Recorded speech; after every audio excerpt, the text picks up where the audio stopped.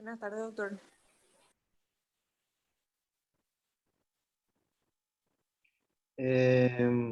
Vamos a empezar la clase. Dale.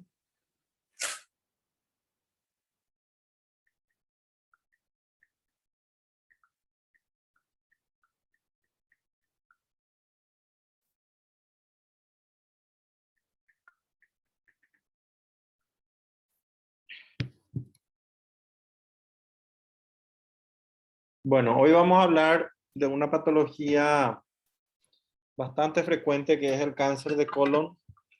Es probablemente la segunda causa de cáncer del tubo digestivo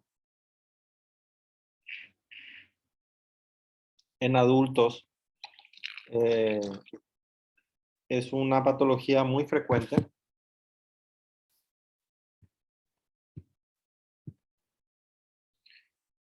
eh, con una mortalidad importante porque lastimosamente el diagnóstico sigue siendo tardío.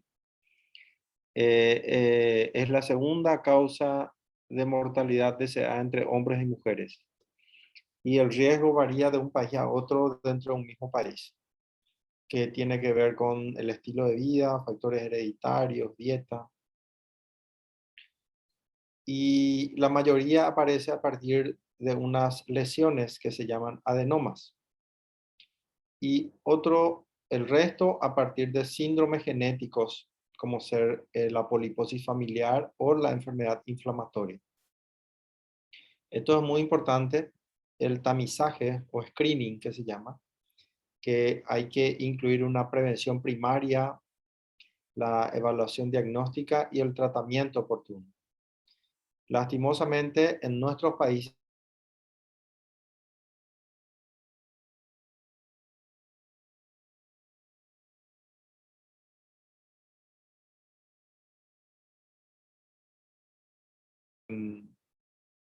las tasas de mortalidad, ustedes ven aquí, en hombres y mujeres, y lastimosamente en algunos países sigue en aumento.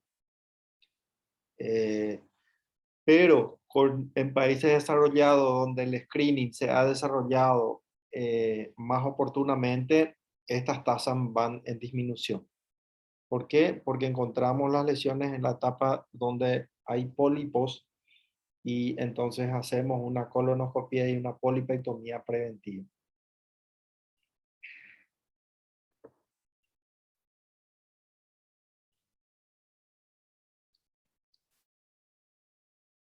El riesgo, el riesgo promedio de las personas sin antecedentes familiares mayores de 50 años eh, y el riesgo en síndromes familiares, como ser, por ejemplo, la poliposis adenomatosa familiar, la enfermedad inflamatoria intestinal, aumenta muchísimo más. ¿Sí? Eh, Habitualmente el cáncer colorectal se empieza a ver a partir de personas mayores de 50 años. ¿Mm? Sin embargo, en los pacientes que tienen alguna enfermedad sindromática, se ve en edades mucho más jóvenes. ¿Mm? El riesgo está aumentado. Estas son las patologías más frecuentes que podrían producir riesgo familiar sindromático. Es decir, si uno tiene un familiar con una poliposis familiar no hereditaria, por ejemplo, el porcentaje va del 1 al 5%. La poliposis juvenil en el síndrome de Pett-Jewer, el aumento del riesgo o en la enfermedad inflamatoria intestinal. ¿Sí? En la enfermedad inflamatoria intestinal, acabo yo de operar un paciente 27 años con una historia de 10 años de enfermedad inflamatoria intestinal. Es decir, tiene que ver la duración de la enfermedad, tiene que ver la extensión de la enfermedad, la edad de inicio. ¿Ok? el aumento del riesgo en ese tipo de pacientes. Y el paciente a los 27 años ya tenía cáncer de colon.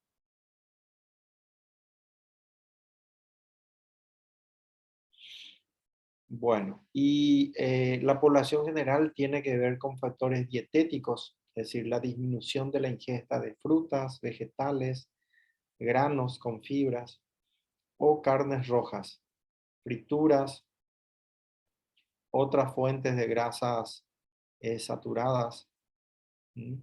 Hace que aumente el factor epidemiológico en la aparición de cáncer de colon.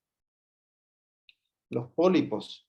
Los pólipos también son lesiones que pueden predisponer la aparición de cáncer. ¿Qué tipo de pólipos?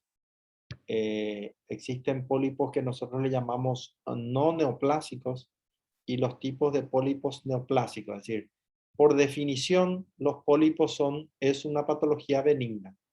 ¿Mm? Hay pólipos que si están presentes, nunca van a convertirse en cáncer. ¿Sí? Y a esos le llamamos pólipos no neoplásicos. Y hay pólipos que, que, se, que se presentan y como adenomas tubular, velloso y túbulo velloso. Entonces, eh, este tipo de patología puede conducir al cáncer. Los pólipos hiperplásicos, ¿cuáles son sus características? Generalmente su potencial maligno es nulo. Su ubicación generalmente está en el colon terminal. Sus tamaños son pequeños y habitualmente se presenta entre la sexta y séptima década de la vida. Habitualmente se toman biopsias cuando hacemos la colonoscopía y son de características benignas. Los pólipos amartomatosos eh, tienen una arquitectura irregular. Habitualmente ocurre en adultos y generalmente hacemos una polipectomía para poder tener el diagnóstico. Estos pólipos generalmente son benignos. Su potencial maligno es nulo, ¿sí? Excepto en el caso de una poliposis juvenil familiar, en donde necesitamos hacer una colectomía total. Estos son los pólipos juveniles, así se ven. Estos son la enfermedad de Pech-Jewer, a veces tienen características en otro tipo en otra parte del cuerpo. Y esta es la característica de los pólipos adenomatosos, que ustedes saben por anatomía patológica que tenemos pólipos adenomatosos tubulares, vellosos y túbulo-vellosos, ¿verdad? Generalmente el 85% son menos de 1 centímetro, ¿ok? Y su característica es mucho más benigna que los vellosos, ¿verdad? Estos son los vellosos, ¿ok? Es otro tipo y estos son los pólipos que se convierten en cáncer. Entonces, en términos generales, la displasia es leve en el 60%, displasia moderada en el 30% y displasia severa en el 20%. La mayor proporción de la displasia tiene que ver con el tamaño del pólipo y el componente velloso. Cuando más componente velloso existe, ¿sí? Más posibilidad de cáncer. Y el cuadro clínico, generalmente estos pólipos son asintomáticos. Para que ustedes recuerdan, esto estudiamos en anatomía patológica, tiene mucho que ver dónde está presente la invasión cuando encontramos displasia, dónde está presente eh, la displasia, si está en el tallo o está en la cabeza, o si es un pólipo pediculado o si es un pólipo sésico. Vemos el nivel de invasión que tiene para determinarlo como un carcinoma in situ. Y esto es lo que habitualmente hacemos, una polipectomía endoscópica, metemos un asa de diatermia, y eso se quema a veces que hacemos una infiltración con una aguja, con suero salino y adrenalina, y eso hacemos una polipectomía. La poliposis adenomatosa familiar es una entidad que se presenta en forma autosómica dominante. ¿Mm? Y tiene habitualmente, irremediablemente, la enfermedad conduce al cáncer en el 100% de las veces. Tiene que ver con el cromosoma 5, en el brazo del cromosoma 5. ¿Y cómo se presenta? Se presentan miles de pólipos en el colon. Aquí ven ustedes, miles de pólipos, ¿sí? Y eso conduce a cáncer. Llegado a los 25, 30 años, estos pacientes desarrollan cáncer sí o sí. Así es cuando hacemos diagnóstico de esto, es colectomía total. 15 años después de la enfermedad, pólipos que son asintomáticos, y hacia los 39 años se genera cáncer colorectal. Generalmente hay una historia de 15, 20 años de enfermedad para que esto se convierta en cáncer. Entonces, cuando diagnosticamos esto, generalmente tenemos que operar antes de los 35, antes de llegar a los 40 años. ¿Mm? Esto es lo que antes se diagnosticaba imagen en panal de abeja. Y bueno, el tratamiento es una proctocolectomía total con una anastomosis ileorrectal, que es la definitiva. Pero en pacientes jóvenes muchas veces dejamos el recto y hacemos una ileorrectoanastomosis. ¿Mm? Y generalmente miramos repetitivamente con endoscopía los pólipos y tratamos, quitamos los pólipos que quedan en el recto. Le da una calidad de vida mucho mejor al paciente.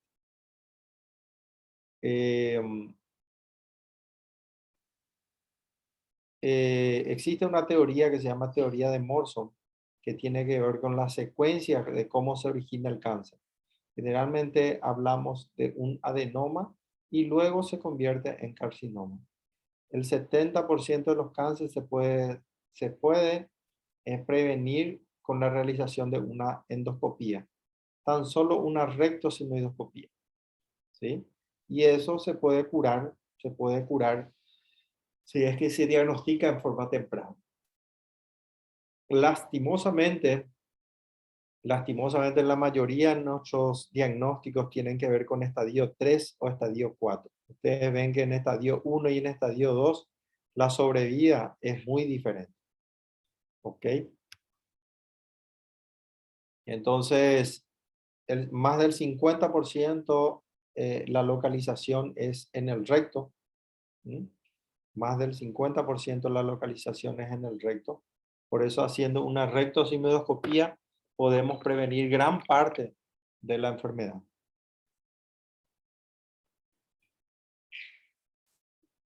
Y esta es la forma en que se presenta el cáncer de colon. Vegetante, infiltrante, ulcerado. Esta es una manera avanzada del cáncer de colon que lastimosamente no nos gusta diagnosticar, macroscópicamente hablando. Esta es la característica clínica que nos muestran la mayoría de nuestros libros. Es la etapa en donde nosotros ya llegamos muy tarde. Estamos hablando de cáncer de colon estadio 4, para que tengamos una anemia, una masa palpable, una obstrucción. Estamos hablando de un cáncer de colon tardío. Cuadro clínico, ¿sí? Rectorragia, pujo, tenesmo, alteración del ritmo, dolor u otros síntomas. Todos estos síntomas tienen que ver con el cáncer de colon en etapas tardías.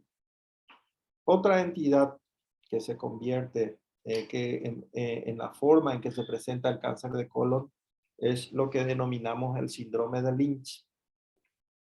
Existen dos tipos de síndrome de Lynch. Eh, es un síndrome familiar hereditario y generalmente es autosómico dominante el Lynch tipo 1 y se ve generalmente en pacientes jóvenes.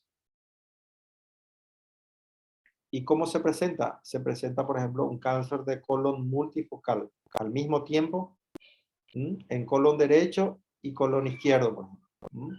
Se ve, es multifocal. En el mismo órgano tenemos dos lesiones de neoplasia. Y el síndrome de Lynch tipo 2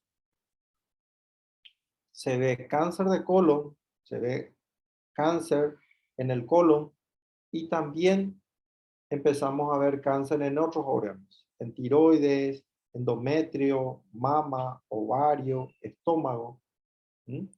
Ese es el síndrome de Lynch tipo 2. ¿Ok? Le operamos al paciente de cáncer de colon, luego hace cáncer de tiroides, o ya hizo cáncer de mama, hizo cáncer de ovario y incluye el cáncer. Hay que pensar seriamente en un carcinoma colorectal familiar sindromático. Y generalmente tiene que ver con la presencia de que varios familiares presentan eh, esa patología. Si hacemos una buena historia, varios familiares presentan esa sintomatología.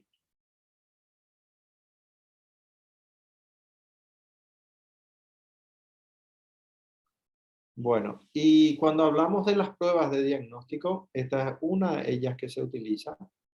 Eh, el test de Guayaco se utiliza, ustedes ven que tiene una sensibilidad no tan importante, pero sí se puede usar como screening para grande cantidad de personas y nos puede servir para indicarnos a quién le vamos a hacer colonoscopía, por ejemplo.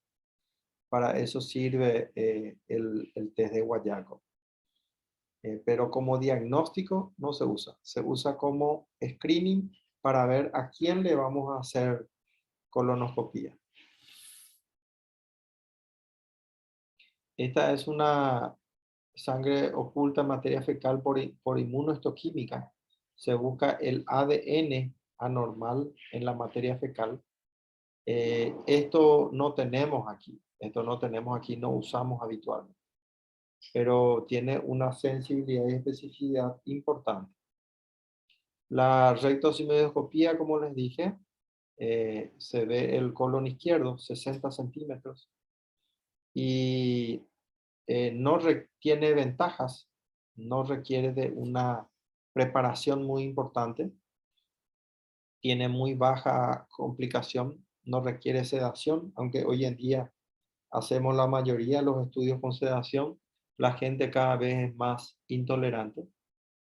Y bueno, no examina el colon derecho, pero tenemos la posibilidad de hacer el diagnóstico en más del 50%. Entonces tiene una sensibilidad, un rendimiento que llega hasta el 70% y una especificidad muy importante porque vemos directamente la lesión. Esto ha bajado eh, la incidencia del cáncer, ¿no? Del cáncer en un 60-70%. Y la colonoscopía es un examen que nos permite evaluar todo el colon. La desventaja es que es más costoso, más complejo, es difícil ofrecer a toda la población y eh, una especificidad y sensibilidad alto, es decir, más del 95% para pólipos mayores de 0,5 centímetros. ¿Ok? Entonces, esto es la endoscopía. La rectosimedioscopía que examina el recto y el colon. Y la colonoscopía, la colonoscopía que examina todo el colon. Todo el colon. ¿Ok?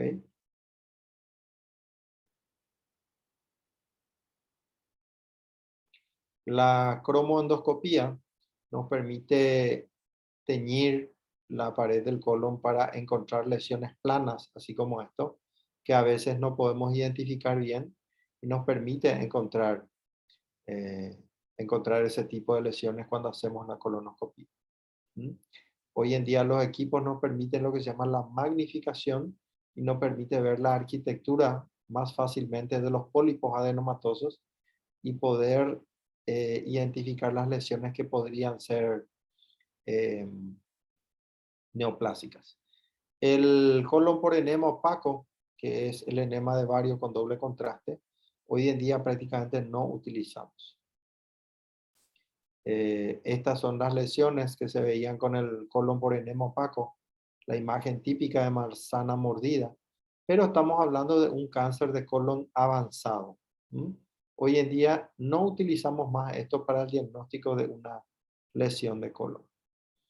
Hay algo que es nuevo, que se utiliza en el mundo, que es la colonoscopía virtual, se llama, que un equipo de tomografía realiza como si fuera una colonoscopía. Reconstruye en forma virtual el colon y nos da imágenes de la presencia de pólipos de hasta 0,5 centímetros de 0,5 milímetros de tamaño. Es muy específico para el diagnóstico de los pólipos. Solamente la desventaja es que una vez que nosotros diagnosticamos este pólipo, tenemos que hacer la colonoscopía finalmente. Pero como screening, como tamizaje, es muy útil para poder identificar, por sobre todo en las personas que no se quieren someter a la colonoscopía. ¿Ok? Entonces, hoy en día tenemos la colonoscopía virtual presente. Bueno, hay varias opciones para el tamizaje del cáncer colorectal en individuos de riesgo promedio, es decir, normal. Entonces, ¿cómo recomendamos utilizar estos estudios? La cascada de investigación para el cáncer colorectal, hay recomendaciones que se aplican en diferentes situaciones, disponiendo de cada tipo de recurso, ¿verdad? Entonces vamos a ver, dependiendo de cada situación, utilizamos. Por ejemplo, si tenemos todos los recursos, disponemos de todos los recursos, lo más importante en individuos con en promedio riesgo, promedio normal, hacemos la colonoscopía.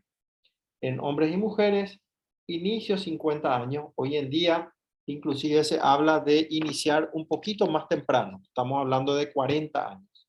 Si la colonoscopía es normal, esto se repite en 10 años. Si encontramos algún pólipo, algo, entonces dependiendo, si es un pólipo benigno, podemos repetir a los 5 años. Si es un pólipo maligno, podemos repetir en 2 años, 1 año, dependiendo del nivel de displasia que tiene el pólipo. En pacientes, lo otro era riesgo normal, riesgo promedio. En esto estamos hablando de un riesgo aumentado. ¿Qué significa? Un pariente de primer grado, por ejemplo, tu papá, por ejemplo, tu hermano, que tiene pólipos, o dos parientes de primer grado con cualquier edad con cáncer colorectal, entonces hacer colonoscopia a partir de los 40 años. ¿Por qué? Porque tu riesgo está aumentado. Es decir, a lo normal se multiplica 6 veces más o menos. La presencia de algún familiar con este tipo de lesiones. Si tenés parientes de primer grado. ¿Qué significa primer grado? Papá, mamá, hermanos hijos. ¿Sí?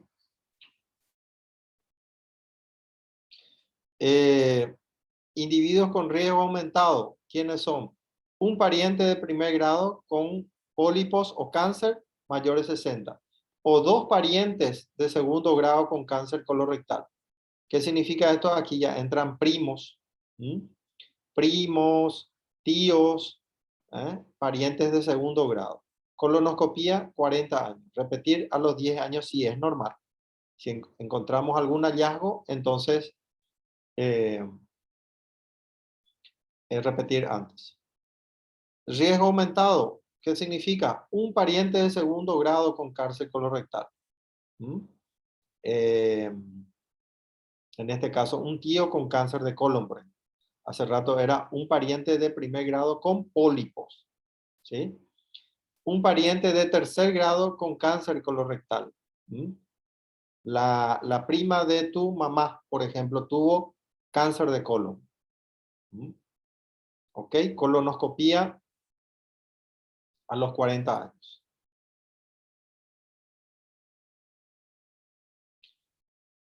¿Quiénes entran dentro de este grupo también? ¿Mm? La poliposis adenomatosa familiar. ¿Sí? La poliposis adenomatosa familiar. ¿Ok? Entonces, inicio de sigmoidoscopía, por ejemplo, a los 12 años. ¿Sí? A los 12 años, repetir cada año. Pruebas genéticas en pacientes que tienen riesgo de poliposis adenomatosa familiar. Yo tuve como 3 familias más o menos con esta enfermedad y le operamos a toda la familia, a todos los hermanos. El más joven que le operamos tenía 14 años, ¿sí? Porque ya ellos empezaron a hacer displasia severa, cáncer prácticamente, a los 17 años. Entonces terminamos operándole a todos los hermanos, 4 hermanos, es decir, 3 chicas y un varón, le operamos de poliposis familiar. El cáncer colorectal no polipósito hereditario, inicio 20-25 años, 10 años del diagnóstico, ¿sí? Y repetir cada año, realizar pruebas genéticas por sobre todo para saber si estamos en el diagnóstico correcto. Pero estos pacientes, esta patología presenta un riesgo aumentado de cáncer.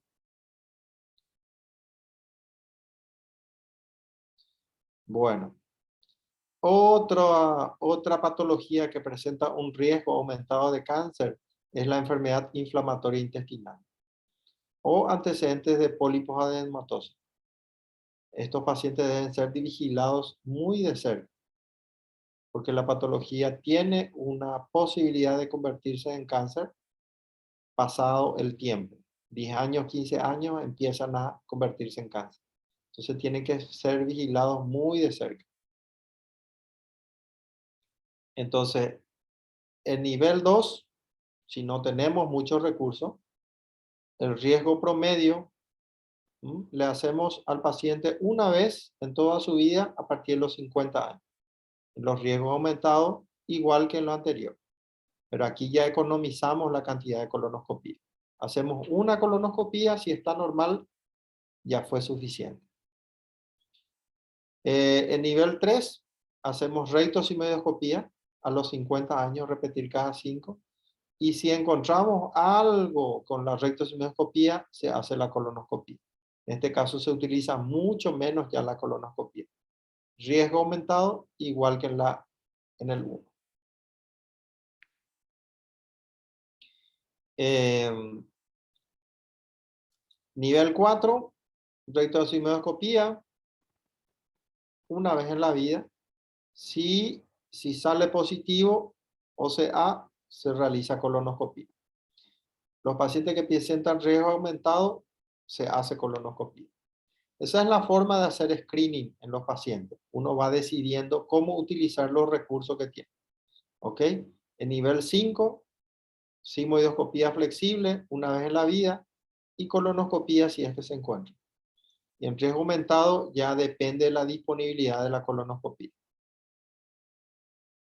Nivel 6, ¿sí? Solamente se utiliza pruebas de test de Guayaco, por ejemplo, a partir de los 50 años. Y si es que encontramos positivo, entonces le hacemos colonoscopía si tenemos, o si no, colon por enema. Y en riesgo aumentado, dependiendo de la disponibilidad de la colonoscopía. Estas son las distintas formas de, de diagnóstico con la colonoscopía, el screening del cáncer colorectal. Una vez que tengamos el diagnóstico de cáncer de colon, nosotros tenemos que medir la extensión local de la enfermedad. Para eso, lo que habitualmente utilizamos es la tomografía. La tomografía nos muestra el grado de extensión local y compromiso de estructuras o órganos vecinos, fundamentalmente las adenopatías o las metástasis, ¿verdad? Citoscopía en caso de que tengamos alguna sintomatología vesical, ¿sí? Y las metástasis hepáticas o pulmonares vemos también con la tomografía. Es decir, la tomografía es el método de evaluación preoperatoria más importante para conocer la estadificación de la enfermedad. Hay otros métodos también, pero tienen un rendimiento más bajo.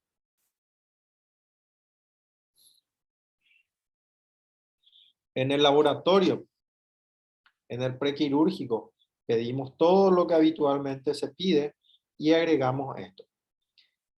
El antígeno carcino embrionario se llama CEA y el CA19-9 es lo que pedimos. Esto nos sirve no para diagnóstico, esto no es de diagnóstico. Los marcadores, hay algunos médicos que piden marcadores tumorales para diagnóstico. Le dicen, no, tu marcador está negativo.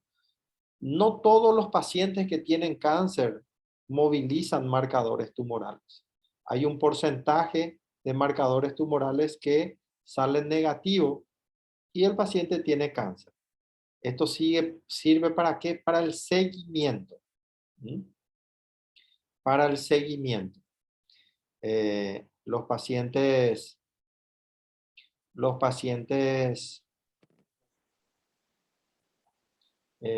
nosotros le operamos de su cáncer y le seguimos pidiendo en su postoperatorio estos marcadores, y si estos marcadores se movilizan, entonces significa que podemos tener la recidiva de la enfermedad. ¿Ok? ¿Está bien? Estamos hablando de recurrencia, para ver la recurrencia. Bueno, y el tratamiento quirúrgico, la resección es lo más efectivo para la curación hasta hoy en día, aunque cada vez más la quimioterapia está contribuyendo al control de la enfermedad.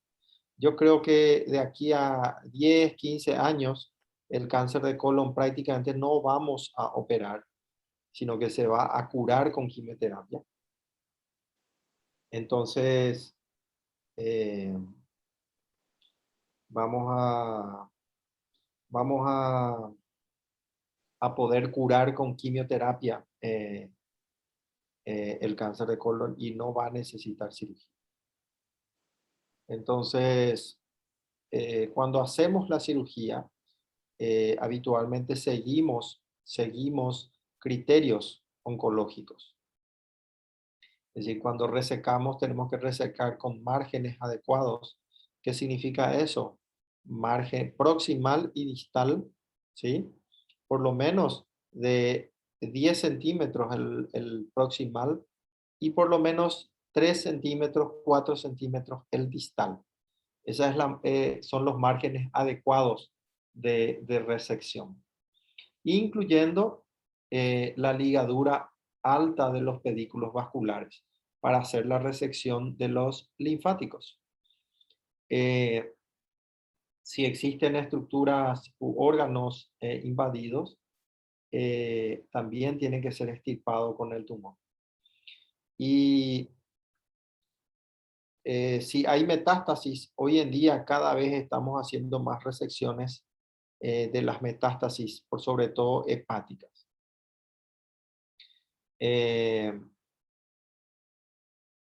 Si el tumor está muy avanzado, si hay múltiples metástasis y el tumor no presenta ninguna complicación, es decir, ¿cuáles son las complicaciones? Obstrucción, si no presenta sangrado, si no presenta fístulas, perforación, entonces a veces no tocamos, porque lo que mata al paciente no es el tumor. ¿Mm? Lo que mata al paciente es la metástasis. La metástasis es lo que mata al paciente. Por eso cuando tenemos pacientes que tienen una extensión importante de la enfermedad, em, a veces tratamos con quimioterapia, radioterapia y no tocamos el tumor. Hay otras formas de realizar eh, em, estadificación intraoperatoria a través de una ecografía, por ejemplo.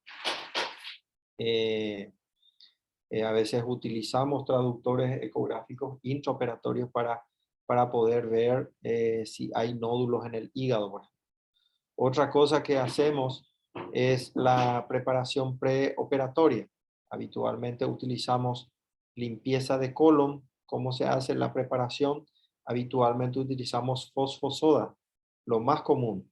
Se puede utilizar fosfosoda, 2 frascos de fosfosoda con agua, se toma mucha agua y eso limpia el colon, toda vez que el colon no esté obstruido.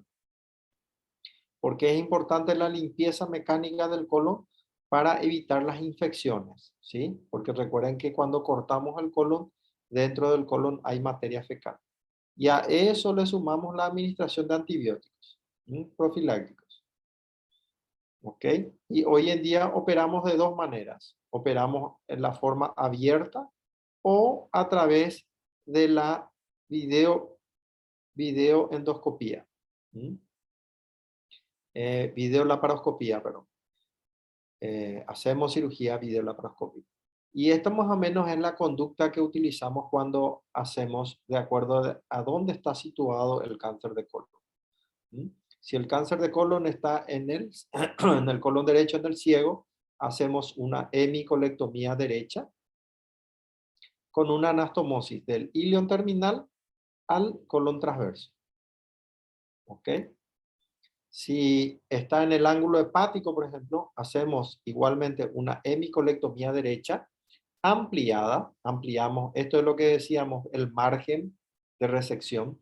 Esto es el proximal. Aquí tenemos buen margen. ¿Por qué quitamos todo el colon? Por el drenaje linfático. Recuerden que el colon derecho está vascularizado, ¿por qué?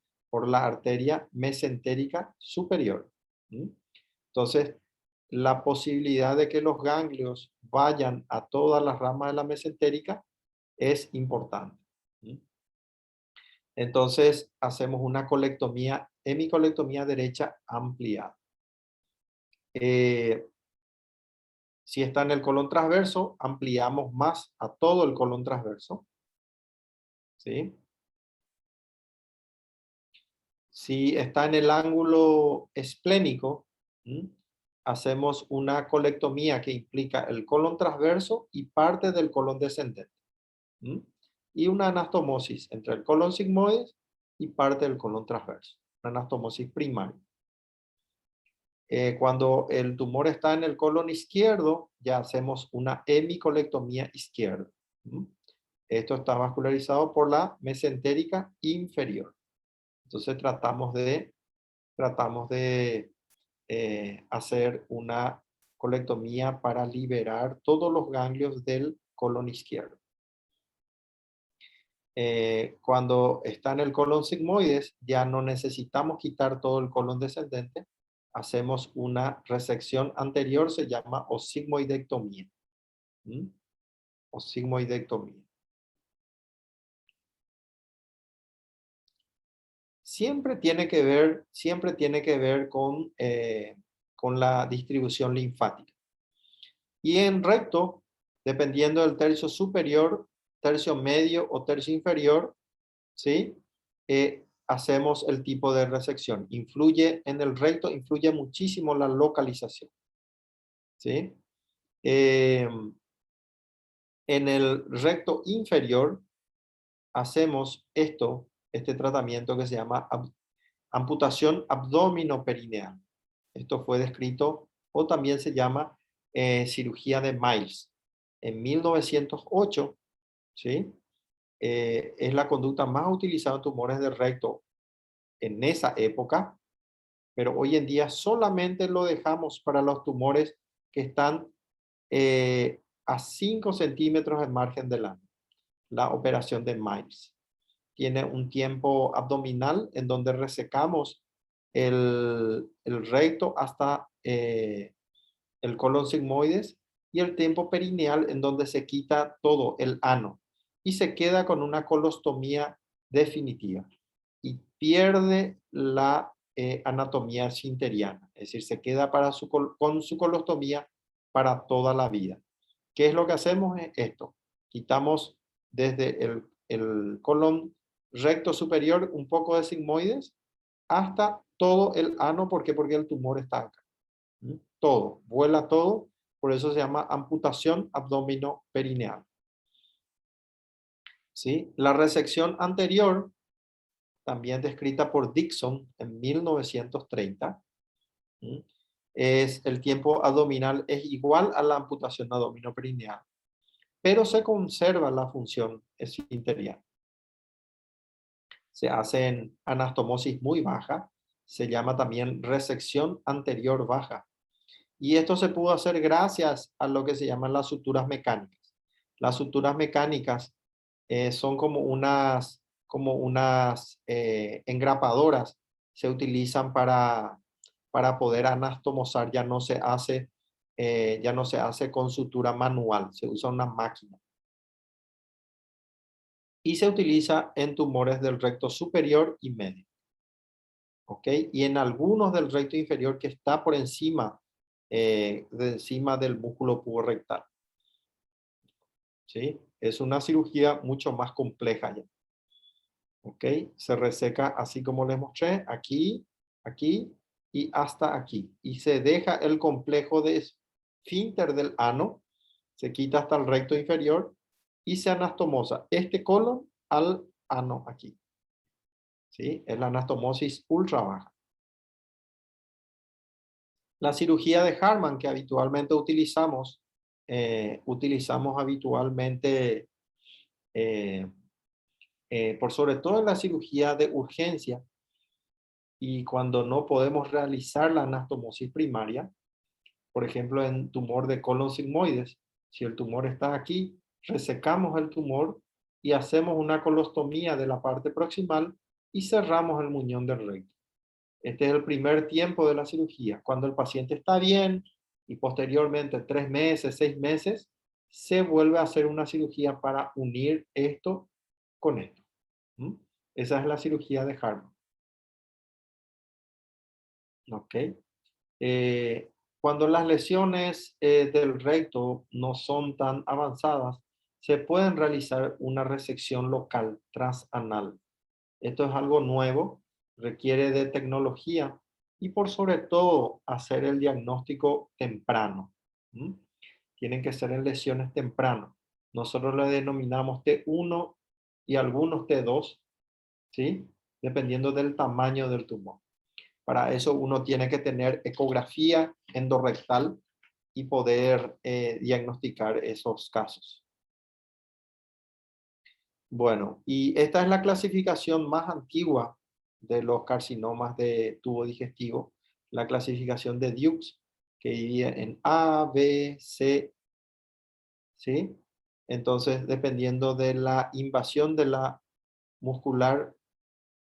mucosa muscular de la mucosa, submucosa, la muscular y la serosa. ¿Mm? Esa es la clasificación. La clasificación A va solamente destinada hasta la submucosa. La B hasta toda la pared, pero sin metástasis. Cuando hablamos de C, ya estamos hablando de cualquier sitio de la pared, pero ya hay metástasis. Y ya hay metástasis más distante cuando estamos hablando de C2. Esta es una clasificación que se utilizaba, hoy en día utilizamos esto, que es la clasificación TNM, T1, T2, T3, T4, de acuerdo a la invasión de la pared. N, 0, 1, 2, 3, de acuerdo a la aparición de en qué lugar de anapatía. Y M, metástasis, ausencia o presencia de metástasis. Y de acuerdo a esto, a TNM, se hacen los estadios. Estadio 1, estadio 2, estadio 3, estadio 4. Estadio 1, por ejemplo, puede ser un T1, N0, M0. Estadio 3, por ejemplo, es cualquier T y N1, N2, N3, pero metástasis 0.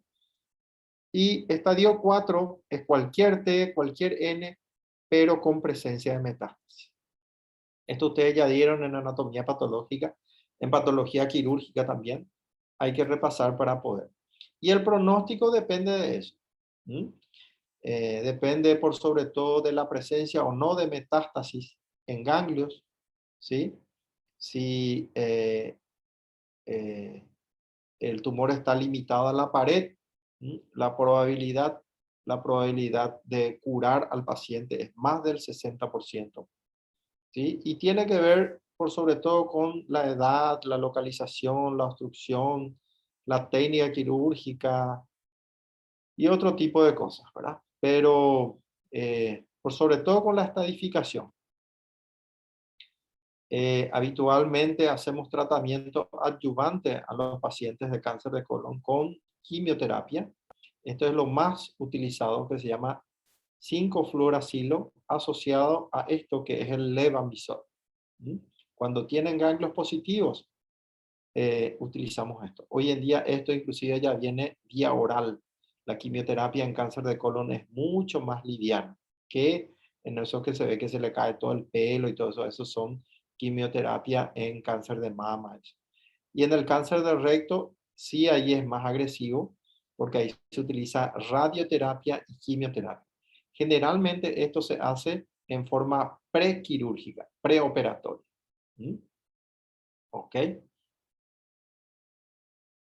Y el seguimiento estricto durante los 3 años y que llegue inclusive hasta hasta el 5.º año. ¿Ok? Habitualmente, gran parte de las recurrencias tenemos en los primeros 2 años, ¿sí? 90% de las recurrencias a los 3 años. Y cuando pasamos eso, estamos diciendo que prácticamente el paciente está curado. Y generalmente esto es lo que hacemos en el seguimiento. Interrogatorio, examen físico, hacemos el CEA, lo que dijimos hace rato, el antígeno carcinomario, examen rectal, endoscopías, ¿sí? Y hacemos ecografía o tomografía, por lo menos 2 veces al año. Esto es el seguimiento. Bueno, y eso es lo que quería compartir con ustedes hoy, esta patología. ¿Alguna pregunta?